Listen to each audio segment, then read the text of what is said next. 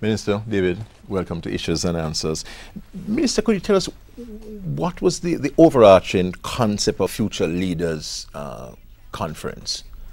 Well, the overarching is pretty much in the theme, connecting and solidifying their places in their homelands and Jamaica. Remember, bearing in mind that most of, well, in fact, all the delegates that came were second and third generations. In fact, some even younger. And some are visiting Jamaica for the first time. So their actual homeland, where the land of their birth, is overseas, but nonetheless, they feel strongly attached to Jamaica and also patriotic to their roots and so forth. So I think that was really the overarching theme, really, with respect to the conference. And it was really born out of an experiment that we had at the last Diaspora conference, where we had some young persons coming and they had an opportunity rather to take part in a workshop, which was a single workshop. And being young persons, they felt that their issues were not necessarily aired sufficiently. And so they continued to talk amongst themselves, both in the UK, USA, and Canada.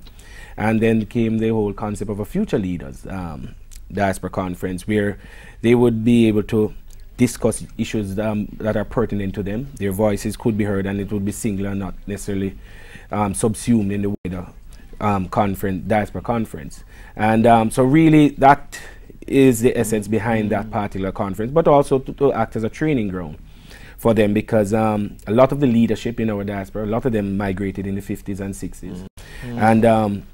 And so this is in effect a plan to get the younger generation and the second and the third and the fourth generation Jamaicans involved in the diaspora movement. So at some point, as their name refer, future leaders, they will at least be significant players in the diaspora. So does this mean, Minister, that now we will have two sets of diaspora conferences? No. One for young people. No. The plan is now to have a convention type of scenario where we will have 2 days allocated to future leaders and their issues, and then they will move on into the greater diaspora conference. And it's necessary because the thing is that we don't want to have two separate structures.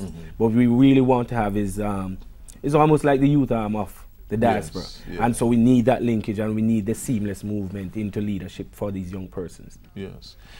David, you were one of the organizers from overseas. How pleased are you with the results of the conference? Well, I would say I am personally extremely pleased. I was there from almost day one with the concept of the whole idea. I was approached last year. Leo Campbell, who is a Future Leaders representative from Canada, actually sent me an email and said, "Hey David, this is what we're looking at. Here's this Future Leaders conference idea. What do you think? Do you think it's something that should work?" And I said, well, I support it 100%. I help in any way. And so once the planning team was put together here in Jamaica, the minister invited me to be a part of that and help to deal with the workshop ideas, and all the different regions contributed. The UK, USA, and Canada all worked together. And so I was very pleased to see it pull off. I understand the work that was put into it, especially the minister and the staff from the Diaspora and Consular Affairs Office. We have staff from Ministry of Youth, Sports and Culture. It was, the GIS. Quite a lot of people were instrumental in assisting that work. What actually came out of the conference? Was there anything concrete? Well, there are a number of concrete things that came out of the conference. One of the first things that I would say is that we had created a website, jadiasporafutureleaders.com, for the website. For the conference, I helped to promote the conference beforehand. You could learn about learn about the workshops that were coming up, download a schedule of events.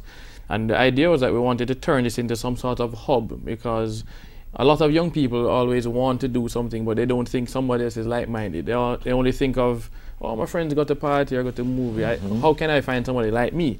With this website and through this conference, we are now able to find people like us. So the first thing we did, we collected the information of everybody who came to the conference, as well as an area of interest or a skill set. So you now be able to, you attended the education workshop, for example. You couldn't meet all the 150 delegates. You only met a subset.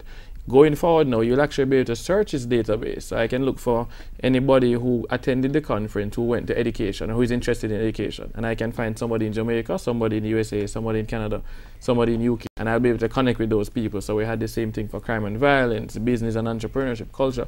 So we've now created a database that we'll be able to grow.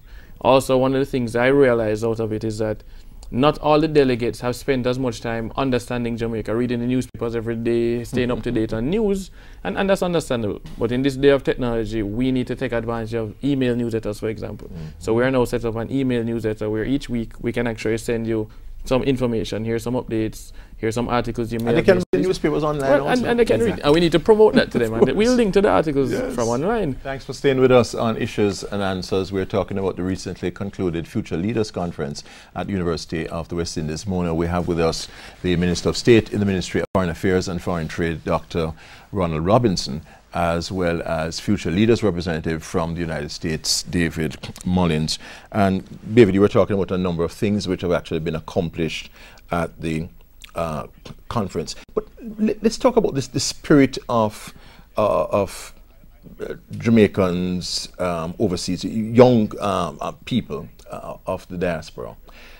Are they really interested in Jamaican affairs? Are they not just caught up in their own lives and their own interests? Do we really have that nationalistic, patriotic spirit? I've encountered 3 kinds of Jamaicans abroad, in terms of the ones that are born in the US. Yes. And so the first one is the group that has grown up as Jamaicans. Their parents have raised them to be proud to be Jamaican. Yes, you're born in the US, UK, or Canada, but you're a Jamaican first and foremost. They talk just like a Jamaican, they understand patois, they understand the culture, and they're very, very interested in what is happening in Jamaica. They join the Caribbean Student Associations, or they set up Jamaican organizations on campus separately.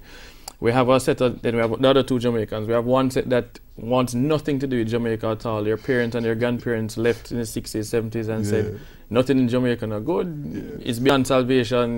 You don't want to be a Jamaican. And then we have a group of Jamaicans that are on the fence. They don't know what to think. You know, one parent might have said, yeah, Jamaica not so nice. But then when they went to university and they met other Jamaicans who are actually on visas, student visas, they hear these Jamaicans speaking so positive about Jamaica, and they see what we do in the Olympics, and they see all these things, and they say, but look at Jamaica, I want to be proud to be Jamaican. Let me learn more about Jamaica. And so it's important that we harness the first group that is extremely patriotic, but we can't leave out those other 2 groups. We need to make sure people realize that there are positive things about Jamaica. We have contributed in major ways on the world stage, and we need to show them that they should be proud to be Jamaican. Being Jamaican is a positive thing. What steps the future leaders will take to ensure that those groups are impacted? Well, steps have been taken in the past. I'll give an example. I went to the University of Miami, and we actually have a CSA, a Caribbean Student Association, as well as a Jamaican club. The Jamaican group is called Organization for Jamaican Unity. Started back in the 1980s. And every single April, we have 1 week for ourselves called Jamaica Awareness Week. And one day is culture, one day is music, one day is film, and so on.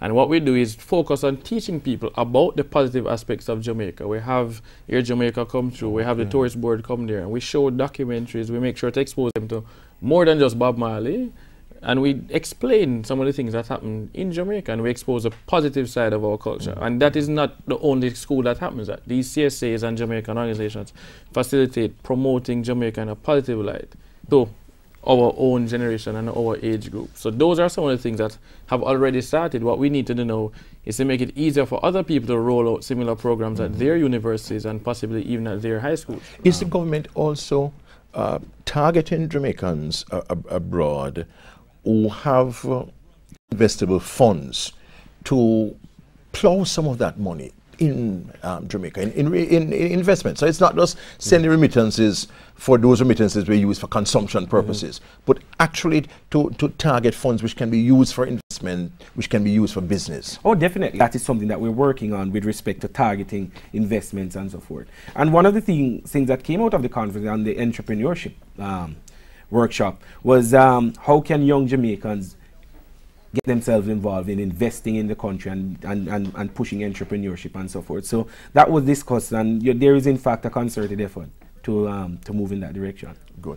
And finally, David, you see that interest among Jamaicans in diaspora to invest in their country? Yes, there was a tremendous amount of interest. For example, there was a young gentleman from the UK, Nathaniel Pete, who is an entrepreneur in the UK. He came prepared with business plans and everything. He's looking for opportunities. He's pretty famous in Britain. He's well known. He was on a reality show, and so he brings that kind of drive, and everybody wanted to meet him. So yes, there's tremendous interest in looking to invest in Jamaica.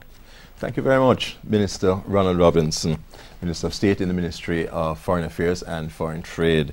And David Mullings, who is a future leaders representative in the United States. Both of these men have worked very hard on the recently concluded Future Leaders Conference, which was held at the University of the West Indies.